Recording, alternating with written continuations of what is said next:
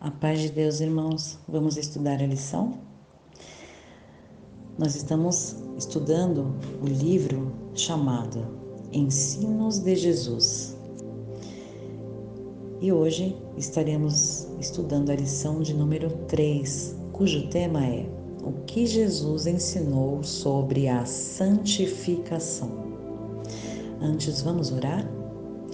Pai querido, estamos aqui mais uma vez, Senhor, buscando de Ti, Senhor, sabedoria. Queira derramar sobre nós o Espírito Santo, Pai, perdoar os nossos pecados, Senhor. E nos dá, Senhor, discernimento da Tua palavra, Pai. Pai, te agradecemos por estarmos aqui e fica conosco, Pai, nesse estudo. Em nome de Jesus, amém. Santificação. No estudo anterior, falamos sobre salvação. Agora é santificação. São palavras parecidas, mas diferentes. Vamos lembrar que na última lição, nós vimos a salvação de 3 formas. Nós vimos a salvação no tempo passado, no presente e no futuro.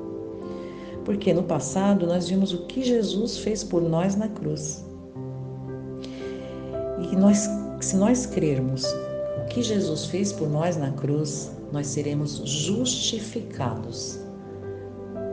Justificados, porque nós estaremos reconhecendo que somos pecadores e que não somos merecedores de salvação, mas aceitamos porque cremos que o sacrifício de Jesus é tudo poderoso, que pode nos lavar também dos nossos pecados.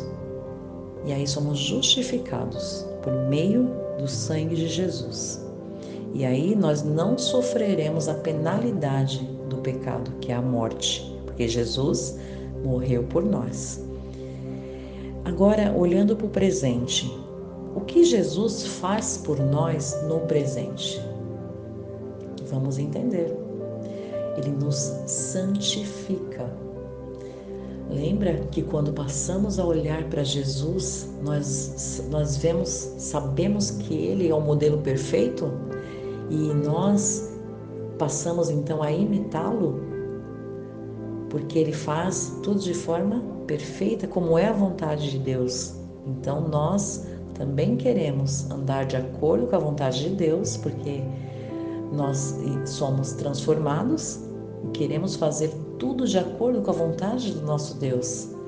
Então, aí se começa o processo de santificação. A palavra santo significa ser separado. Então, nós passamos a nos separar das coisas do mundo, das coisas erradas que antes fazíamos, nós já não vamos fazer mais, porque nós sabemos que temos que andar de acordo com a vontade de Deus e não pecar. Agora, olhando para o futuro, o que Jesus fará por nós no futuro? Essa parte é chamada de glorificação. É quando nós seremos salvos, glorificados, transformados, livres do pecado, porque agora nós temos que nos separar e andar de acordo com a vontade de Deus. Mas ao sermos glorificados, não ficaremos, não haverá mais o pecado, nós estaremos livres dele. Hoje, agora, começaremos a entender mais a respeito da santificação, que é o momento presente, o que Jesus está fazendo por nós hoje, agora. A gente pode começar esse estudo com a seguinte pergunta e a resposta encontrada na Bíblia, que o próprio Deus nos dá. Que oração Jesus fez pelos seus discípulos? A oração de Jesus pelos seus discípulos está escrito no livro de João. É uma linda oração no livro de João, no capítulo 17. Deixa eu abrir a Bíblia aqui. Abra também aí a Bíblia. Não fique só ouvindo o que eu estou falando, mas acompanhe também aí na palavra de Deus. A oração de Jesus pelos seus discípulos, capítulo 17 de João, e a gente vai ler o verso 17. Olha o que Jesus disse: santifica-os na verdade, a tua palavra é a verdade. Jesus estava falando com o Pai e pedindo para que o Pai santificasse os seus discípulos na verdade. E ele confirma: a tua palavra é a verdade. Então, quando abrimos a Bíblia, a gente sabe que estamos lendo tudo que Deus falou, a palavra dele, o que ele deixou para nós. E Jesus então disse para que fôssemos santificados na verdade, porque ele está fazendo oração pelos seus discípulos, mas ele também está falando pelos discípulos que viriam no futuro. Então, irmãos, vamos para a próxima pergunta. Mas antes, temos que ter essa consciência de que quando estudamos a palavra de Deus, o Espírito Santo atua no coração e nos ajuda a purificar tudo que não é santificado. É o Espírito que nos convence do pecado e nos transforma à imagem e semelhança de Cristo. Isso é a santificação, é a transformação. É o Espírito Santo nos mostrando quem nós somos e como nós devemos andar na presença de Deus. E aí a gente começa esse processo de mudança para a honra e glória do nosso Deus, né? Próxima pergunta. De acordo com Paulo, qual é a vontade de Deus para os seus filhos? Está em 1 Tessalonicenses. Abra sua Bíblia. 1 Tessalonicenses. Está lá mais para o finalzinho, depois de Colossenses. 1 Tessalonicenses, no capítulo 4, no verso 3. Olha o que Deus, a voz de Deus falando para a gente. Capítulo 4, verso 3, vamos encontrar a resposta. De acordo com Paulo, qual é a vontade de Deus para os seus filhos? Porque esta é a vontade de Deus, a vossa santificação, que vos, aí continuando o verso, que vos abstenhas da prostituição, porque aí ele vai continuar. Mas esse verso 3, essa primeira parte, é a resposta para a pergunta aqui. A vontade de Deus para os seus filhos é a santificação. Jesus, ele sempre usou metáforas, usou parábolas para falar com aquelas multidões. E Jesus usou uma metáfora para falar sobre santificação. Essa metáfora está em João, lá no capítulo 15. Vamos abrir lá. Continue com a sua Bíblia abrindo, deixe Deus falar. Deus, Ele quer que nós tenhamos esse prazer de abrir a Bíblia e ouvir a sua voz. No livro de João, no capítulo 15, versos 5 até o 7.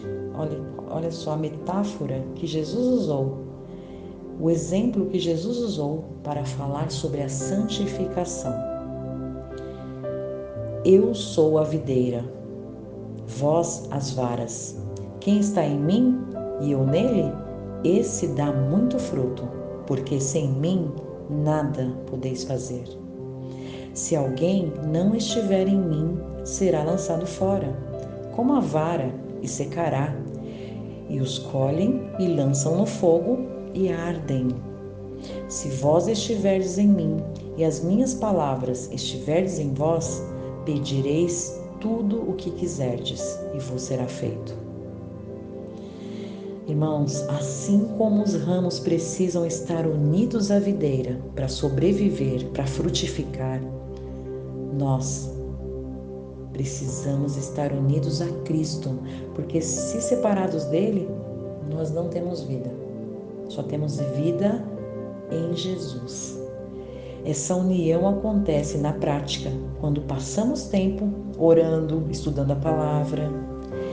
Nesse exato momento, enquanto nós estudamos a Bíblia, agora, nesse momento em que nós estamos aqui estudando a Bíblia, nós estamos conectados com a videira, com Jesus.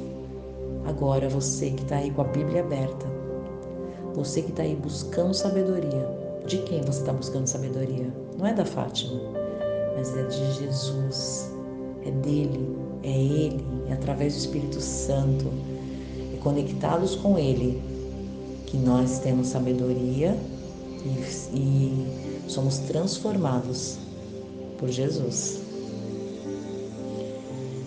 Agora, por que nós precisamos ser santificados? Vamos abrir a Bíblia, o livro de Hebreus, no capítulo 12. Também é mais para o finalzinho. Esse livro de Hebreus, as pessoas não sabem exatamente quem é o escritor desse livro. Muitos falam que é Paulo, mas há divergências. Mas esse livro é um livro maravilhoso, Hebreus. Sente um dia e leia esse livro. Um livro extremamente espiritual, maravilhoso. Bom, a pergunta: por que precisamos da santificação? E a resposta está no livro de Hebreus, no capítulo 12. Eu acabei de passar. Capítulo 12, no verso 14. Olha a resposta de Deus para nós. Segui a paz com todos e a santificação, sem a qual ninguém verá o Senhor. Olha o que Deus está nos dizendo. Se nós não procurarmos nos santificar, nos separar do pecado, impossível conhecermos a Deus pessoalmente. Nós não veremos a Deus. Nós só veremos ao nosso Senhor se formos santificados, se deixarmos todo o mal para lá e fazermos a escolha de seguirmos e obedecermos a Deus. Lembra? Esse é o conflito, o grande conflito. É o bem e o mal, e nós temos que fazer a escolha de obedecermos, de sermos os filhos obedientes a Deus. Porque não existe 3 caminhos, existem apenas 2. O caminho da salvação, que é Jesus, e o caminho da perdição, que é dar ouvidos a Satanás, ao mundo. Que Deus nos ajude e nos dê sabedoria para escolhermos o que é bom, que é estar ao lado de Jesus. Ser santo é ser separado do mundo, ser separado para Deus. A santificação não é uma simples melhora do nosso comportamento moral ou fazer boas ações sociais. A santificação, como nós vemos aqui na Bíblia, é viver os princípios do reino de Deus. É sermos transformados pelo Espírito Santo. Essa operação tem por objetivo a honra e glória de Deus. É muito profundo e nós precisamos orar e pedir para que o Espírito Santo continue atuando em nós, nos ajudando nesse processo de separação do mundo, do pecado. Como Paulo, a próxima pergunta, como Paulo chama os membros da igreja? Porque Paulo, ele escreveu várias cartas, né? São chamadas de epístolas, cartas. Como ele chama as pessoas para quem ele está enviando as cartas? A resposta está no livro de Romanos e também no livro de Filipenses, mas eu não tenho assim muito tempo de ler todas as respostas, então eu sempre estou me atendo a uma. Veja só, como Paulo chama os membros da igreja. para quem ele dirige as suas cartas. Romanos, capítulo 1, verso 7. Romanos 1, verso 7.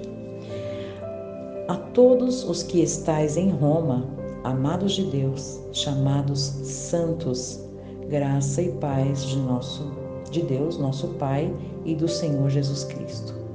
Ele está chamando então de santos. Por quê? Porque estão separados do pecado, buscando andar de acordo com a vontade de Deus. Por isso são chamados de santos. De quem é a obra de santificar? De quem pertence a obra de santificar? Tessalonicenses, capítulo 5, verso 23. Tessalonicenses. Irmãos, é assim que a gente aprende a manusear a Bíblia, conhecer a Bíblia, né? A palavra de Deus. Romanos, aliás, 1 Tessalonicenses, capítulo 5, verso 23. 5, 23. De quem é a obra de santificar? E o mesmo Deus de paz vos santifique em tudo, e todo o vosso espírito e alma e corpo sejam plenamente conservados, irrepreensíveis para a vinda de nosso Senhor Jesus Cristo. Quem tem a obra de santificar é o próprio Deus. É Ele, é dele que vem a força, o poder que nos ajuda a deixar o mal, a deixar o pecado, porque é olhando para Ele. É Ele quem nos ajuda, é Ele quem nos fortalece, é Ele por meio dele, porque tudo provém de Deus. É Ele que capacita a cada um de nós, por meio do Espírito Santo. Porque quando somos cheios do Espírito Santo, nós não andamos mais segundo a carne, mas andamos segundo o Espírito. Está escrito em Romanos, no capítulo 8, verso 4. E à medida que caminhamos, a nossa fé aumenta e nossa transformação também. Porque é desse modo que vamos obter vitórias sobre a tentação, sobre o poder das trevas. Olha essa pergunta. Como Paulo enfatizou aos cristãos de Roma a sua obrigação total para com Deus? Como Paulo demonstrou para os romanos que ele vivia, que a sua vida era de entrega totalmente para Deus, era que a sua obrigação total, a sua vida, ele te entregue para Deus. Como ele enfatizou, como ele demonstrou. Vamos ler essa resposta, está em Romanos, no capítulo 12. Vamos voltar lá para o livro de Romanos, que vem logo depois do livro de Atos. Romanos, olha, no capítulo 12, verso 1 e 2. Vamos ver o que Paulo fala, como é essa entrega. A palavra certa é consagração. Rogo-vos, pois, irmãos, pela compaixão de Deus, que apresenteis os vossos corpos em sacrifício vivo, santo e agradável a Deus, que é o vosso culto racional. E não vos conformeis com este mundo, mas transformai-vos pela renovação do vosso entendimento, para que experimenteis qual seja a boa, agradável e perfeita vontade de Deus. Paulo, então, está mostrando, está expressando para aquelas pessoas que nós, servos de Deus, todos nós, temos que nos consagrar a Deus totalmente.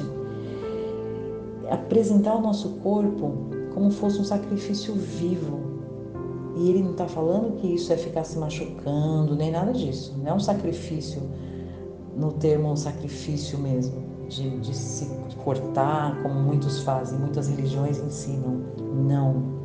O que ele está nos mostrando é que nós temos que fazer a Deus, entregar a Ele o nosso culto, a nossa adoração de forma racional. Não é preciso gritar, não é preciso se cortar, não é nada disso.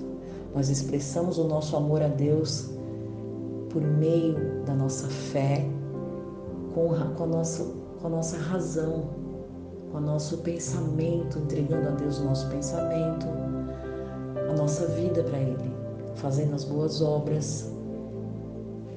Então, e também não podemos nos conformar com as coisas desse mundo. Essa carta de Paulo foi escrita tanto tempo atrás, irmãos. E veja só como é atual. O mundo está totalmente perdido, uma bagunça, maldade, violência, doença, a natureza que se revolta também, e tudo isso. Mas a gente não pode se conformar e achar que está tudo normal, que o pecado é normal, né? A gente não pode ver as notícias na TV e achar que está tudo certo. Não. Embora nós não possamos mudar a situação, mas nós não podemos nos conformar, e o que nós podemos fazer para ensinar aqueles, nossa família, nossos filhos, e mostrar o que é certo, mesmo num mundo todo errado, nós temos que ser guiados pelo Espírito Santo, andar no caminho certo, que é o caminho de Deus, e ensinar também o que é certo para todos aqueles que Deus coloca no nosso caminho. Então, não nos conformar e nos sermos transformados pela renovação do entendimento, do nosso entendimento. Nós temos que estar dia a dia buscando de Deus sabedoria, para que nós entendamos a sua vontade e nos deixamos então ser transformados, guiados totalmente por Deus. Porque sendo guiados por Deus, olha o que está escrito: mas experimenteis qual seja a boa, agradável e perfeita vontade de Deus. A vontade de Deus é sempre boa e perfeita e agradável, mesmo que às vezes nós não entendamos coisas que acontecem, né? Às vezes nós oramos e pedimos coisas a Deus e nem sempre tudo que nós pedimos vai acontecer. E acontece às vezes muito diferente do que a gente pede. Mas nós temos que ter no nosso coração esse entendimento, nossa mente e no nosso coração, de que tudo que Deus faz é perfeito. E muitas vezes a gente não entende na hora, mas pouco tempo depois a gente vê o que Deus fez e pensa: meu Deus, se tivesse acontecido do meu jeito, não teria dado certo. Porque Deus é perfeito e tudo que Ele faz é perfeito e no tempo perfeito. Precisamos aprender a confiar. Agora, finalizando, qual o conselho que o apóstolo Pedro nos dá? Está em 2 Pedro, capítulo 3. 2 Pedro, quase no finzinho da Bíblia. 2 Pedro 3. Vamos abrir, abra a sua Bíblia. 2 Pedro 3, verso 18. Qual o conselho que o apóstolo Pedro, lembra que Pedro era um apóstolo que andava com Jesus. Quem foi Pedro? Pedro é aquele que quando ele estava junto com os outros discípulos, os apóstolos, dentro do barco, e de repente eles viram um vulto que andava sobre as águas. Pedro é aquele que se jogou na água e também quis andar sobre as águas como Jesus. E ele conseguiu dar alguns passos pela fé, mas depois a sua fé ficou pequenininha e ele afundou. E Jesus então segurou pela mão e o salvou. Esse é Pedro. Ele foi transformado quando ele entendeu a missão de Jesus, a missão de salvação. Ele foi transformado. E olha o conselho, olha o que ele fala: 2 Pedro, capítulo 3, verso 18. Antes, crescei na graça e conhecimento de nosso Senhor e Salvador Jesus Cristo. A Ele seja dada a glória, assim agora como no dia da eternidade. Amém. Glória a Deus. Então, a conclusão é que a santificação não deve ser confundida com impecabilidade. É uma palavra forte. A natureza carnal com a qual nascemos só nos será arrancada na glorificação, que é o momento da volta de Jesus. Então, nós pecamos porque somos pecadores. É uma tendência que o ser humano tem, ser pecador. A verdadeira santidade, ela só pode ser alcançada pela perseverança em estar ao lado de Cristo. E desse modo, a vida sem pecado de Jesus nos é atribuída como um presente e somos salvos. Não por nosso merecimento, mas pelo mérito de Jesus. Então, a santificação é uma busca, que um processo de transformação em que nós vamos procurar deixar tudo que nós fazemos de errado e imitarmos a Jesus. Mas nós temos que ter essa sabedoria, que nós não somos salvos por nosso mérito, não é pelo nosso esforço. Nós somos salvos por Jesus, pelo seu sacrifício, pelo seu amor. Vamos agradecer a Deus pelo estudo de hoje? Pai querido, te agradecemos pela tua palavra, Senhor, porque cada dia nós aprendemos, Senhor, o quanto precisamos de ti, Pai, o quanto precisamos, Senhor, ser transformados, andarmos contigo, Senhor, e deixar tudo que é mal, Senhor. Pai, nos ensina. E te agradecemos, Pai, porque tu não desistiu de nós, mas tu, Senhor, continuou cuidando dos seres humanos. E, Senhor, em breve, quando Jesus voltar, seremos glorificados e conheceremos a ti pessoalmente, Pai. Não somos merecedores, Pai. Te agradecemos por tudo. Em nome de Jesus. Amém.